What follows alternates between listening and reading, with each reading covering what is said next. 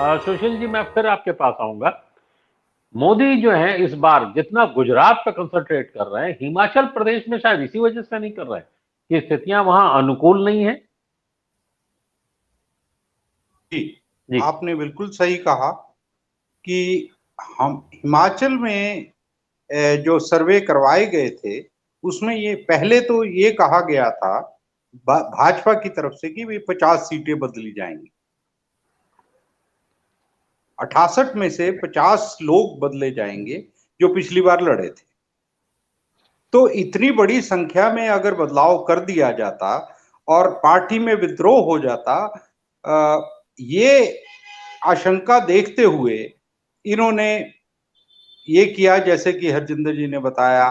मैं दरअसल बीजेपी के पे ऊपर ज्यादा नहीं आना चाहता था क्योंकि आज का जो विषय था वो कांग्रेस और आप के बीच में था, लेकिन बीजेपी क्योंकि इस समय सत्ता में है, ये मुद्दा भी उठाना बहुत जरूरी है क्योंकि उसको सत्ता बचानी है, किस तरह से बचाई जाए। तो उन्होंने क्या किया कि कुछ मंत्रियों के, दो तीन मंत्रियों के तो कॉन्स्टिट्यूंसी ही बदल दी।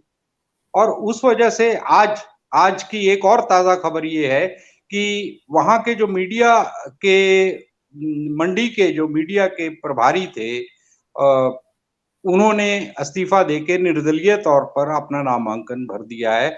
वो प्रवीण शर्मा जी थे, भाजपा से छोड़ के।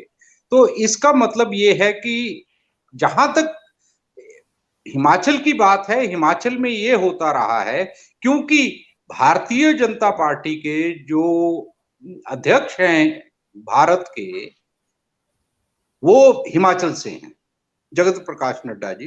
बेशक उनका जन्म बिहार से हुआ है और बिहार जो है वो राजनीति का एक जन्मस्थली मानी जाती है और राजनीति से उन्होंने बिहार से उन्होंने अपनी राजनीति शुरू की, वहीं जन्म हुआ, लेकिन हिमाचल से जुड़े रहे। हिमाचल में एबीवीपी का उन्होंने दामन थामा और गडकरी जी के साथ वो युवा मोर्चा के भी अध्यक्ष रहे केंद्र में।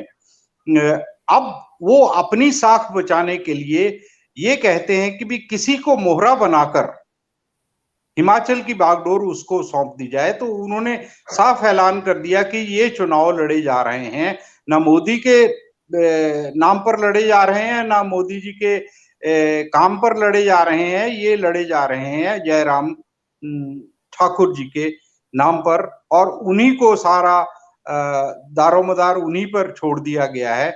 हालांकि वो खुद आते हैं ये देखने के लिए कि भी किस तरह से चल रहा है, लेकिन एक औपचारिकता निभा के चले जाते हैं और मोदी जी को लाया भी जाता है सिर्फ उनका चेहरा दिखाने के लिए। लेकिन जिस तरह से महंगाई, डीमोनेटाइजेशन और बाकी जो समस्याएं हिमाचल से जुड़ी है और जो समस्याएं केंद्र भी अभी तक उसको सॉल्व नहीं कर पाया है, उन समस्याओं को सुलझा नहीं पाया है।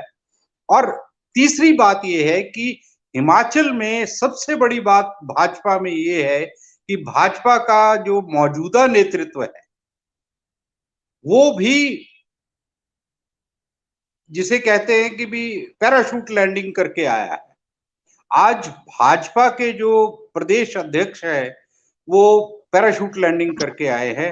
वो पिछले चुनाव में पहले वो निर्दलीय थे, उसके बाद वो भाजपा में शामिल हुए, भाजपा के एमएलए बने, एमएलए से उनको लोकसभा में भेजा गया भाजपा का टिकट देके, और जो ही वो लोकसभा के सदस्य बने उसके बाद उनको प्रदेश अध्यक्ष बना दिया गया। तो कैडर इस तरह से समझ पाता है कि जब पैराशूट लैंडिंग होगी नेतृत्व की, तो उनकी जो महत्व है और उनका जो पार्टी में स्थान है वो कहाँ।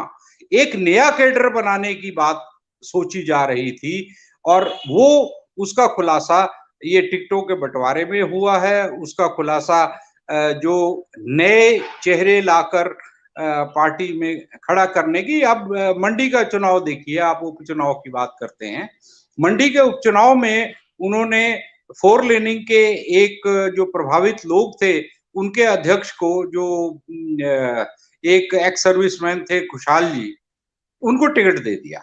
अचानक ही भाजपा में लाए उनको और एकदम टिकट दे दिया।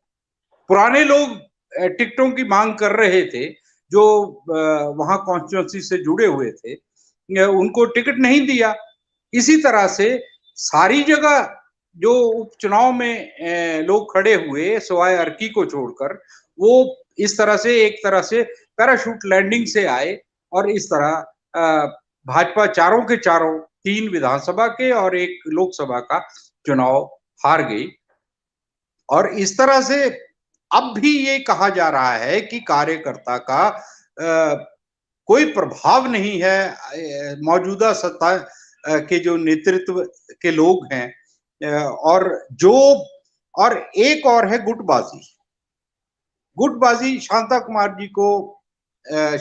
जी ने इस सारी स्थिति को देखते हुए चुनावी राजनीति से काफी पहले किनारा कर लिया था। और इन चुनावों से पहले चुनावी राजनीति से किनारा करने वाले प्रोफेसर प्रेम कुमार धूमल जी रहे, जो कि पिछले मुख्यमंत्री थे, और उनके जो साथी थे उनको मौजूदा नेतृत्व ने उनको दरकिनार करने की, उनके कॉन्स्टिट्यूंसीज बदली हैं ना, और इस तरह से जो जो उनके लोग थे उनको हाशिए पर लाने की, उनके लोगों को हाशिए पर लाने की व्यवस्था की गई है।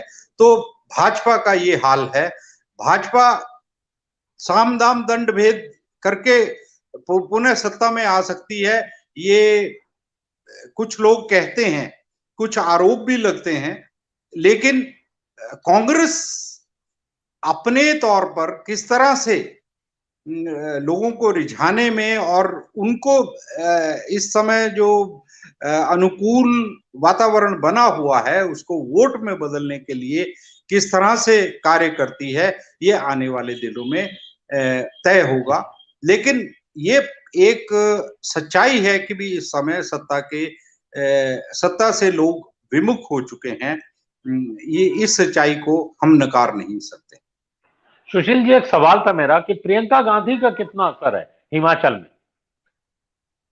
तब प्रियंका गांधी का मैं तो कहता हूं राहुल गांधी से ज्यादा उनका महत्व है। राहुल गांधी तो अपनी पदयात्रा पे आए भी नहीं भारत को जोड़ने के लिए, लेकिन उसको उभारने के लिए भाजपा और आप दोनों ने कार्य नहीं किया है।